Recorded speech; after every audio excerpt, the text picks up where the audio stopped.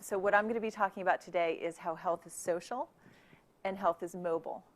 And what I like to do often is talk about technology headlines through a health filter so that you can understand where the future lies in terms of public health and technology.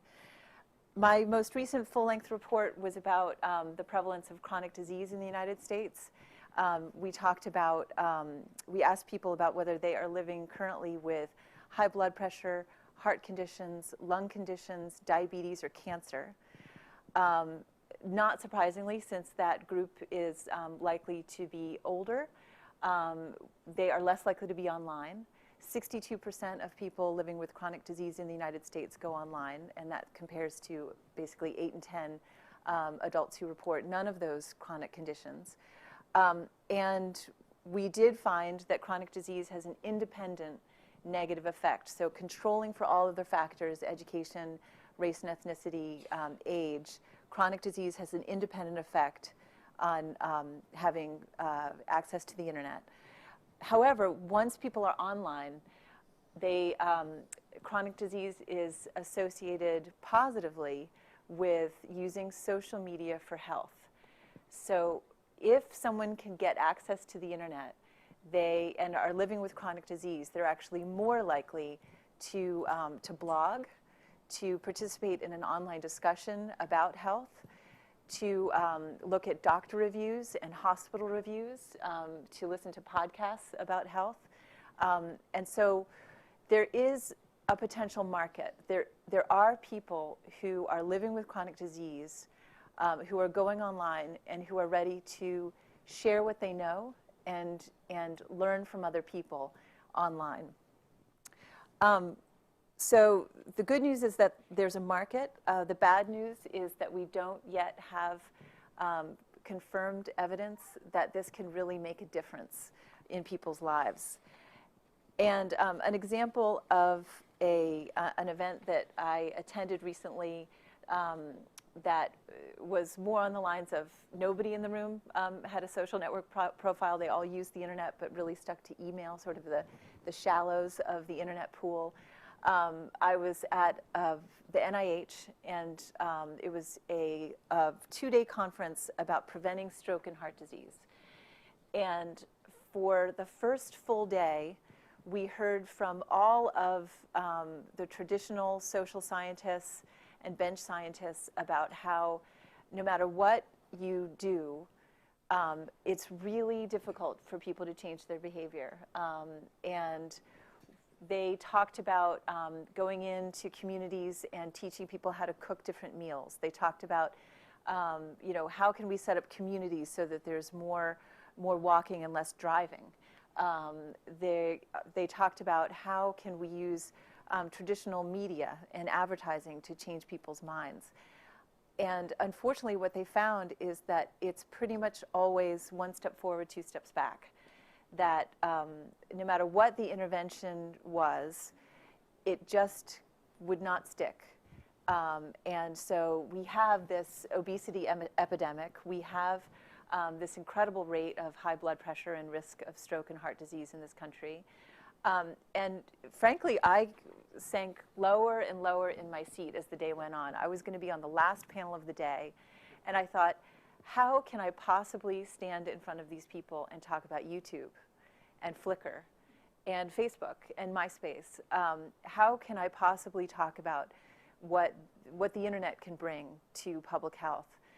But luckily, I'm addicted to Twitter, and I was looking at my BlackBerry, and I was monitoring the hashtag FDASM, which you can look for, because there was, at the FDA that day, a hearing going on about the FDA and how they may or may not issue new rules soon about social media and pharmaceutical companies and their use of social media.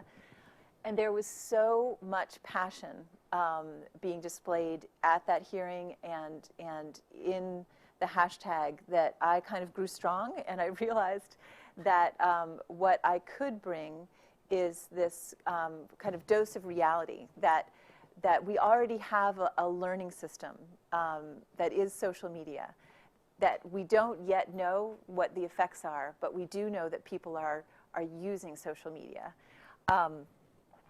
And what we need to do is study whether there can be a network effect. Because of something that someone sees on a blog, are they going to decide to cook something healthy for dinner tonight? Because of something that they see on Flickr or a status update where they saw somebody in their personal social network get some exercise that day, will they go out and get some exercise? So what are the effects that social media can have on what people are doing? So I talked at the beginning about how health is social. 2/3 of people who look online for health information usually talk with someone else about what they find. That statistic kind of slipped by in the report that I recently published, and I think it really needs to be unpacked. And it's one of the issues that I'd like to talk about in the survey that we're going to field in August. Where do people talk about that information? Who do they talk with? Are they talking with doctors? For the most part, no. They're talking with friends and family. So what is the power of peer-to-peer advice, and how can we harness it? And in terms of your work, in terms of the organizations that you work for, what are you doing to seed the conversation? How are you making sure that the facts are getting out about the concerns about public health? If you're concerned about science and evidence, what are you doing to make sure that information is unlocked and able to be tweeted and able to be shared on Facebook? The other point that I wanted to make sure is coming through is that we don't yet know about all the motivations. There was a story in the New York Times this week about how money can motivate people to take their prescription drugs. What they reported is that 1/3 to 1/2 of all patients do not take their medication as prescribed. These are life-saving medications. It reminded me of the testimony from all of these folks at the Preventing Stroke and Heart Disease Conference. If people know that they're killing themselves by not exercising, if they know that they're killing themselves by eating fast food, and they're not changing their ways, how can we motivate them to change? And it's the same question as was highlighted in the New York Times regarding medication. So yes, they found that if you pay people, they're more likely to fill those prescriptions and take those medications.